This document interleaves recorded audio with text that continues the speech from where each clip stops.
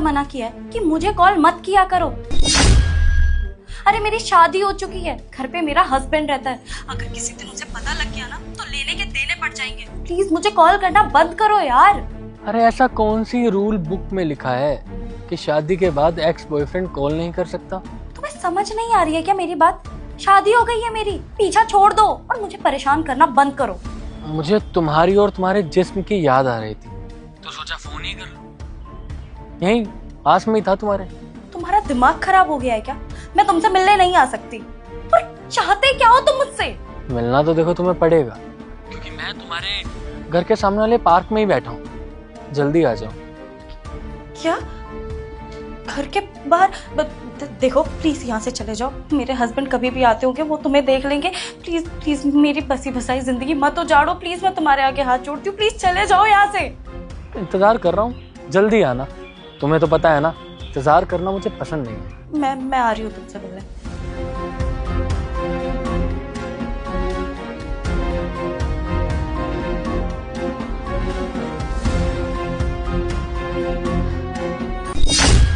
सन्नी,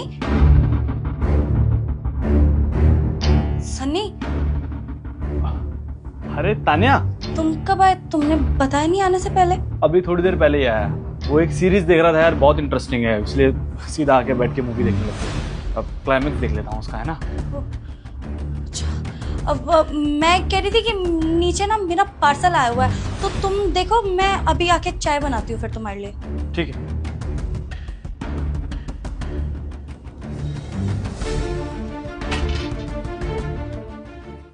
क्या चाहते हो तुम मुझसे?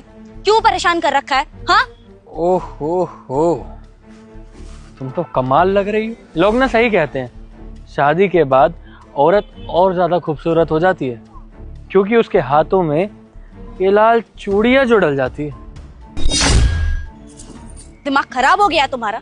मैंने तुम्हें 50 बार बता दिया है कि शादी हो गई है मेरी। क्यों परेशान कर रहे हो? तुम क्या चाहते हो कि मेरा बसा बसाया घर उजड़ जाए? हाँ? तुम्हें तो पता है ना मुझे क्या चाहिए। तुम चाहिए, तुम्हारा टाइम चाहिए, और कुछ नहीं। नहीं मिलेगा, नहीं मिलेगा, ना मेरा टाइम और ना ही मैं। अब मुझे प्लीज परेशान करना बंद करो, समझे? अरे शादी हो गई है मेरी। अगर मेरे हस्बैंड ने या घर वालों ने किसी ने भी कुछ देख लिया ना तो पता नहीं क्या ही हो जाएगा। प्लीज। अरे शादी हो गई है ये तो और अच्छी बात है ना। लाइफ में अब थोड़ा एडवेंचर आएगा। तुम अपने पति से छुप छुप के मुझसे मिलोगी। जब वो ऑफिस जाएगा तो मैं पीछे से तुम्हारे घर पे आऊंगा। सो मच एडवेंचर यार, कितना मजा आएगा ना। दिमाग खराब हो गया है क्या तुम्हारा?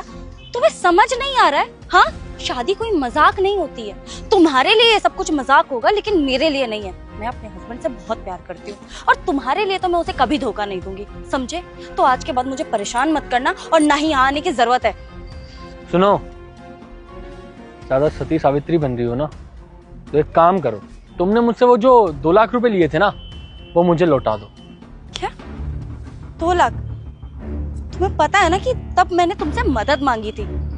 मेरे फादर का इलाज चल रहा था, उसके लिए मांगे थे वो पैसे। मुझे पहले ही समझ जाना चाहिए था कि तुम्हारी वजह से ये दिन तो कभी ना कभी आएगा ही। मेरे पास अभी पैसे नहीं है, मुझे कुछ टाइम चाहिए, और कुछ टाइम बाद ला दूंगी मैं। मेरी मजबूरी का फायदा उठाना बंद करो तुम।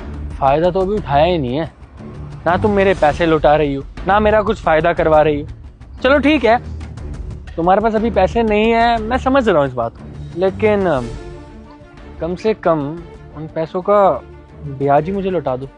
एक काम करता हूँ, मैं पास में ही नहीं, पास में रहने देता हूँ, थोड़ा दूर ना एक बढ़िया सा रूम बुक कर लेता हूँ। वहाँ तुम और मैं, बढ़िया सा होटल, कैसा रहेगा? Old memories. दिमाग खराब हो गया है तुम्हारा? ये कैसी बातें कर रहे हो? हाँ, मेरे पास अभी कोई पैसे वैसे नहीं है, और अगर तुम्हें पैसे ही चाहिए ना तो ठीक है, मुझे कुछ टाइम दो, तुम्हारे सारे पैसे लौटा दूंगी। दे दूंगी नहीं, अभी चाहिए। अब बात आ गई है मेरी जिद पे, और अगर तुमने मुझे अभी पैसे लाकर नहीं दिए ना, तो तुम्हें याद है हमने कुछ फोटोज खींची थी साथ में जब हम अकेले थे, तो वो फोटोज मैं तुम्हारे पति को दिखा देता हूँ, और उसको बता दूंगा हमारे बीच में क्या क्या हुआ, कहाँ कहाँ की ट्रिप मारी हमने, मनाली, शिमला, सब बता दूंगा। फिर कैसा रहेगा? मजा आएगा तुम्हें? पहले ही समझ जाना चाहिए था कि कितनी घटिया इंसान हो तुम। पर कोई बात नहीं, पर कभी ना कभी तो तुम्हारा ये असली चेहरा मेरे सामने आना ही था। देर से ही सही, आ जा तो गया। पैसे चाहिए ना? ठीक है, यहीं रुको, ला रही हूँ। जल्दी लाना, तुम्हें पहले भी मैंने बताया था।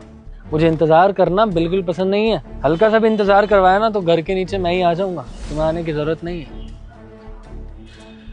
लाल साड़ी में कमाल लगती है। तान्या, पार्सल कहाँ है तुम्हारा?